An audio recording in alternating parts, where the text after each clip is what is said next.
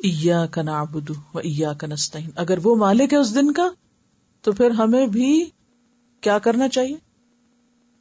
صرف اس کے بن جانا چاہیے. Only yours. کیونکہ مالک جو تو ہے، کوئی اور ہے نہیں نا کہ اس کے وفادار ہوں. صرف تیری ہم عبادت کرتے ہیں، صرف تیری. اور عبادت میں کیا؟ عاجزی اور محبت. کہ محبت کے ساتھ تیرے آگے جھکے ہوئے ہیں، تجھ سے ڈرتے بھی ہیں اور تیرے آگے سر رکھے ہوئے ہیں. عبادت کی اعلیٰ ترین شکل کیا ہے؟ سجدہ، جس میں انسان واقعی عاجزی کا فزیکلی ثبوت دیتا ہے. سب سے چھوٹی شیپ ہو جاتی ہے بندے کی، اور انسان اپنا ناک اور اپنا ماتھا، جو دونوں انسان کی عزت کی علامت، یہ زمین پہ ٹیک دیتا ہے اپنے رب کے حضور. اور یہ پیشانی صرف اسی کے آگے جھکنی چاہیے، یہ ناک صرف اسی کے آگے زمین پہ لگنا چاہیے. تو ایاک نعبد، صرف تیری ہم عبادت کرتے ہیں. و ایاک نستعین، صرف تجھ سے ہم مدد چاہتے ہیں. دنیا میں جو بھی ہماری مشکلات ہیں ان میں بھی تیری ہی مدد چاہیے ہمیں، تیری بھروسے پہ ہم چل رہے ہیں. اہدنا الصراط المستقیم، تیری عبادت کے لیے ہمیں تیرا ہی بتایا ہوا راستہ چاہیے. دیکھیں نا، جس کی ہمیں عبادت کرنی ہے مرضی بھی تو اسی کی دیکھنی ہے نا. اب عبادت کے نام پہ ہم خود سے کام تھوڑی ایجاد کر سکتے ہیں کہ عبادت اس کی ہو رہی ہے اور کام اپنی مرضی کے ہو رہے ہیں اور اس کو ہم عبادت کا نام دے دیں. خود ساختہ چیزیں دین میں ایجاد کر لیں، دین کے نام پہ، اللہ کے نام پر من مانے کام شروع کر دیں. وہ عبادت نہیں ہوتی. عبادت کس کو کہتے ہیں؟ اللہ کے سامنے جھکنا، اللہ کی اطاعت کرنا، اللہ کی بات ماننا، اور انتہائی محبت کے ساتھ، مصیبت سمجھ کے نہیں، بوجھ سمجھ کے نہیں. تو اس کے لیے ہمیں پھر سیدھا راستہ چاہیے تاکہ ہم اس کو راضی کر سکیں. تو اہدنا الصراط المستقیم، تو ہمیں سیدھا راستہ دکھا دے، یعنی ایسا راستہ کہ جو ہمیں تجھ سے ملا دے. وہ راستہ ہم پر کھول بھی دے، پھر چلنے کی توفیق بھی دے. کیونکہ بعض اوقات پتہ تو چل جاتا ہے یہ راستہ جاتا ہے، ہم ہی کم ہمت ہو جاتے ہیں، بیٹھ جاتے ہیں. چلا بھی، اور پھر آخر دم تک چلا کہ منزل تک پہنچے. کیونکہ جیسے کہ وہ میں نے حدیث آپ کو سنائی تھی کہ آپ صلی اللہ علیہ وسلم نے ایک مرتبہ زمین پر ایک سیدھا خط کھینچا اور اس کے دائیں بائیں آڑے خط کھینچے. پھر فرمایا کہ یہ اللہ تعالیٰ کا راستہ ہے، اور یہ آڑے ترچھے خط پگڈنڈیاں ہیں، اور ان میں سے ہر پگڈنڈی پہ کوئی نہ کوئی شیطان بیٹھا ہوا ہے جو اس کو اپنی طرف بلا رہا ہے. کہیں نفس ہے اپنا ہی، کہیں کوئی انسان ہے، کہیں کوئی اور چیز ہے. اور انسان قدم قدم پہ بھول جاتا ہے کیونکہ یہ سب سامنے نظر آتے ہیں نا، اور اللہ کا راستہ ہمیں دھندلا جاتا ہے. تو اہدنا الصراط المستقیم. اور ہر روز کی، ہر نماز کی، ہر رکعت میں ہم یہی مانگتے ہیں، کیونکہ ہم ہر نماز کے بعد پھر بھول جاتے ہیں، پھر نئے سرے سے پھر کھڑے ہوتے ہیں، پھر یہی مانگتے ہیں.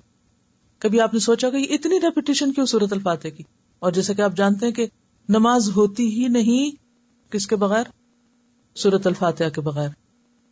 یعنی جس نماز میں سورۃ الفاتحہ نہ ہو وہ نماز ہی نہیں. حضرت ابو ہریرہ رضی اللہ عنہ فرماتے ہیں کہ رسول اللہ صلی اللہ علیہ وسلم نے فرمایا، جس نے نماز پڑھی اور اس میں ام القرآن نہ پڑھی، نماز تو پڑھی، یہ سورت نہیں پڑھی، اس کی نماز ناقص ہے، ناقص ہے، ناقص ہے، ناتمام ہے. ابو ہریرہ سے ایک صحابی نے پوچھا، ابو ہریرہ، کبھی میں امام کے پیچھے ہوتا ہوں تو پھر میں کیا کروں؟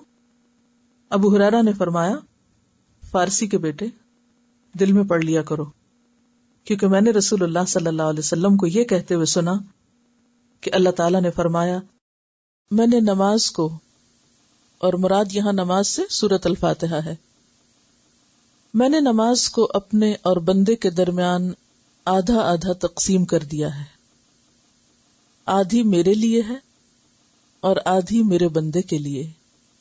جو کچھ وہ سوال کرے، یعنی بندے کے لیے کیا ہے؟ جو وہ مانگے. میرا بندہ نماز میں کھڑا ہوتا ہے اور کہتا ہے الحمدللہ رب العالمین، تو اللہ تعالیٰ فرماتا ہے میرے بندے نے میری تعریف کی. لیکن اگر ہم سوچتے ہی نہیں اس وقت تو اللہ تعالیٰ کیا جواب دیتے ہوں گے؟ پھر وہ کہتا ہے الرحمن الرحیم، تو اللہ تعالیٰ فرماتا ہے میرے بندے نے میری ثنا بیان کی، یعنی تعریف کی. پھر وہ کہتا ہے مالک یوم الدین، تو اللہ تعالیٰ فرماتا ہے میرے بندے نے میری بزرگی بیان کی، اور ایاک نعبد و ایاک نستعین میرے اور میرے بندے کے درمیان مشترک ہے، اور سورت کا باقی حصہ میرے بندے کے لیے ہے، اور میرے بندے کو وہ کچھ ملے گا جو اس نے مانگا، میرے بندے کو وہ کچھ ملے گا جو اس نے مانگا۔ تو مانگتے ہوئے پھر کیفیت کیا ہونی چاہیے؟ واقعی مانگنے والے کی، صرف پڑھنے والے کی نہیں۔ تو نماز ہو یا نماز کے علاوہ سورۃ الفاتحہ صرف پڑھی نہیں جاتی، اس کے آدھے حصے میں اللہ تعالی کی تعریف اور حمد بیان کی جاتی ہے، اور دوسرے حصے میں اس سے کچھ مانگا جاتا ہے۔ تو جو اچھے سے تعریف کرتا ہے اور پھر اچھے طریقے سے مانگتا ہے وہ محروم نہیں رہتا۔